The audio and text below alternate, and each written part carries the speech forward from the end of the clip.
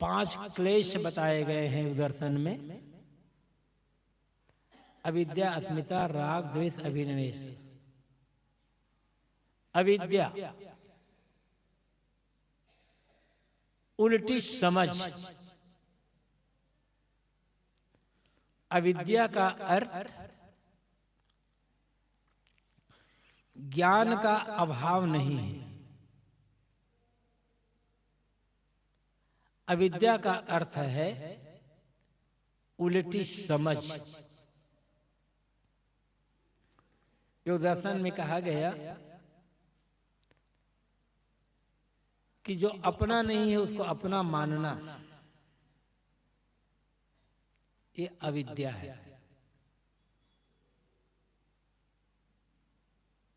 जो सुख नहीं है, जहां सुख नहीं है उसको सुखद मानना, जो आत्मा नहीं है उसको आत्मा मान लेना, जो पवित्र नहीं है उसे पवित्र मान लेना, ये अविद्या। अनित्या शुचि दुखानात्मसु नित्य शुचि सुखात्म ख्यातिर विद्या। अनित्य में नित्य बुद्धि होना, अशुचि अपवित्र में पवित्र बुद्धि होना, दुख में सुख बुद्धि होना और अनात्म में आत्म बुद्धि होना अविद्या। अस्मिता शरीर के प्रति अहम भाव होना, तदात्मता हो जाना, शरीर और अपने को एक मान लेना। जो सुख है, सुखद अनुकूल है, उसमें राग करना, चिपक जाना। दुखद जो दुख है, प्रतिकूल है, उसमें विद्वेष, उसमें वितृष्णा होना द्वेष है। और अभिनिवेश जो गहराई से गड़ा हुआ हर प्राणी के मन में। और अमृत फिर मनुष्य करे तो कहना ही क्या है, मौत का भय बहुत गहराई से गड़ा हुआ है। यद्यपि इस जीवन में किसी भी व्यक्ति को अपने मृत्यु का अनुभव नहीं हुआ है। जब हम किसी चीज का प्रयोग करते हैं, किसी घटना को देखते हैं, हमारे जीवन में कोई घटना घटित होती है, आंख नाक कान से किसी को ग्रहण कर लेते हैं, ग्रहण करने के पश्चात, घटना घटने के पश्चात अनुभव होता है। मृत्यु कब है?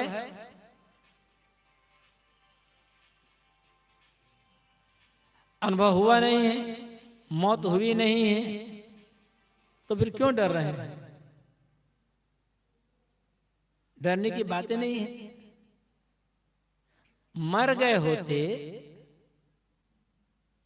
तो डरना होता कि भाई एक बार मर गया था, दोबारा मर जाऊंगा तो क्या होगा।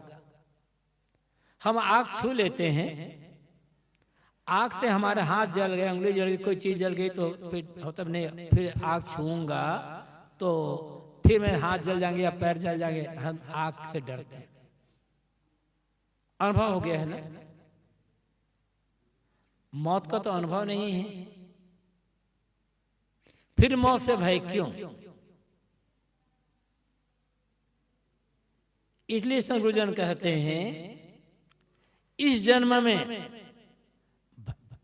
भले हमारी मौत नहीं हुई है, इस शरीर की मौत नहीं हुई है, किंतु इसके पहले के जन्मों में हम अनेक शरीर धारण कर चुके हैं, उन शरीरों की मौत हो गई है, वो अनादिकालीन संस्कार मन में है।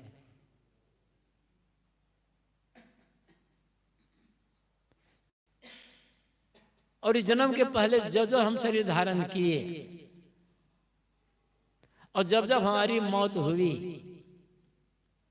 तो उस जन्म के अपने माने गए सारे प्राणी पदार्थों से हमारा वियोग हो गया।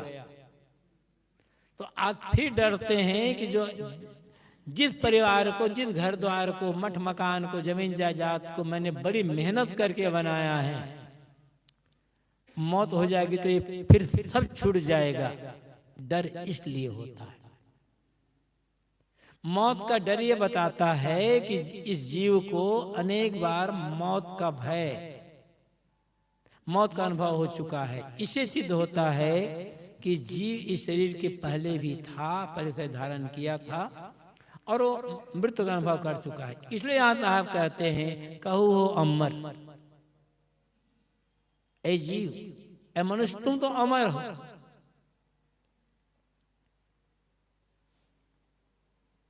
किंतु तुम लगे हुए कहां? यदि सही ढंग से किसी भी व्यक्ति को अपने आत्मा का, अपने स्वरूप की अमरता का अनुभव हो जाए, ये विश्वास हो जाए, तो मौत से डरेगा नहीं। जो काम करेगा सावधानी पूर्वक करेगा, असावधान नहीं होगा, कहीं भी बेहोशी में काम नहीं करेगा।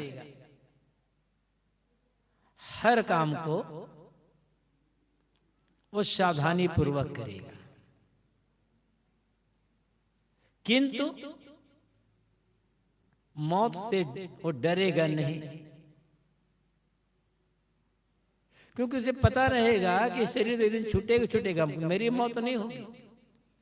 इसीलिए तो सदगुरु कबीर ने कहा, जे मरने से जग डरे मेरो मन आनंद, कब मरी हो कब पाई हो पूरन परमानंद। जिस मृत्यु का नाम सुनकर दुनिया के लोग भयभीत हो जाते हैं, उस मृत्यु का नाम सुनकर, उस मृत्यु की याद करके मेरे मन में आनंद आ जाता है। मैं सोचता हूं कि कब ये शरीर की मौत हो और मैं पूर्ण परमानंद का अनुभव करूं, पूर्ण परमानंद को प्राप्त करूं। इसका मतलब ये नहीं है कि कबीर साहब उस पूर्ण परमानंद का अनुभव नहीं कर रहे थे, जीते जी कर रहे थे। उन्होंने तो कहा है, जो तू चाहे मुझको छाड़ सकल की याद, मुझे ऐसा और सब सुख तेरे पास। जैसे मैं निष्काम हो गया हूं, ऐसे तू निष्काम हो जा, सब सुख मिल जाएगा। जिसके मन में सब सुख है उसे दुख कहां होगा। किंतु ये भी तो सोचना होगा ना